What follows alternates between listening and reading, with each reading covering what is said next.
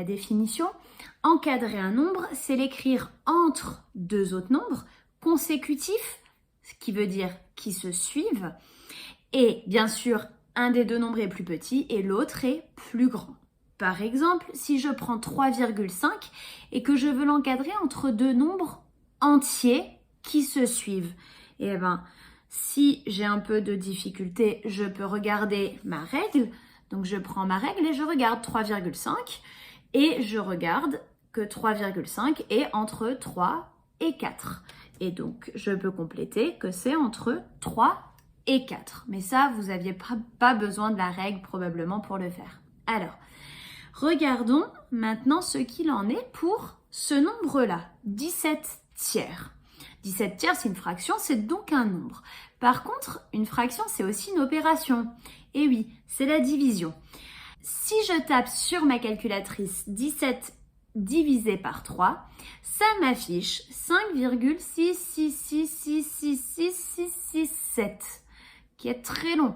Alors, peut-être qu'il y en a certains qui se demandent comment ça se fait qu'il y a un 7 ici. En fait, il y a un 7 parce que la calculatrice, elle a arrondi le nombre, elle a coupé. Vous vous doutez bien que si on pose la division et qu'il n'y a que des 6, ça va continuer à l'infini. Et donc la calculatrice, elle sait qu'il y a un 6 encore derrière, et d'ailleurs qu'il y a plein de 6 derrière qui arrivent, et donc elle l'arrondit. Et comme 6, c'est proche du nombre d'après, eh ben elle met un 7, d'accord?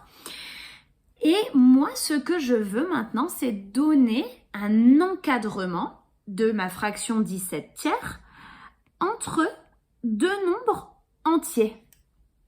Alors, puisque c'est 5, quelque chose, ça va être entre 5 et 6. Et on dit qu'on a encadré à l'unité près. On est allé entre deux nombres qui s'arrêtent au chiffre des unités. Maintenant, je peux recommencer et demander à encadrer pas entre deux nombres entiers, mais entre deux nombres qui vont jusqu'au premier chiffre après la virgule. On dit qu'on va au dixième près, puisque le chiffre après la virgule, c'est le chiffre des dixièmes.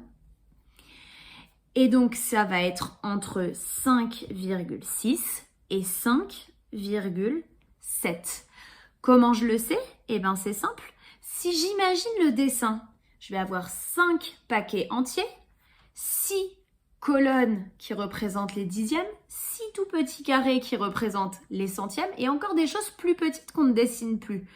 Eh bien, j'ai plus que 6 barres, mais moins que 7 barres des dixièmes. Donc, on est entre 5,6 et 5,7. Et je peux continuer, je peux demander à encadrer au centième près. Donc, cette fois-ci, il va me falloir 2 chiffres après la virgule. Donc, ça va nous donner 5,66 et 5,67. Ceux qui ne sont pas très convaincus, n'hésitez pas à dessiner les quantités, d'accord? Vous allez vous en rendre compte. Bien sûr, vous ne pourrez pas dessiner les choses toutes petites ou alors vous mettez juste un tout petit point.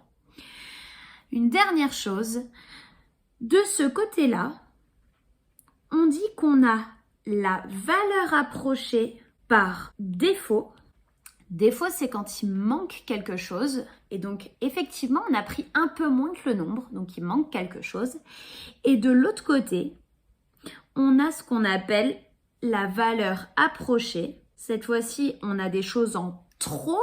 Alors, quand on roule trop vite sur l'autoroute, on dit qu'on fait un excès de vitesse. Et bien là, on a la valeur approchée par excès. Voilà, j'espère que c'était clair. Bon courage pour les exercices.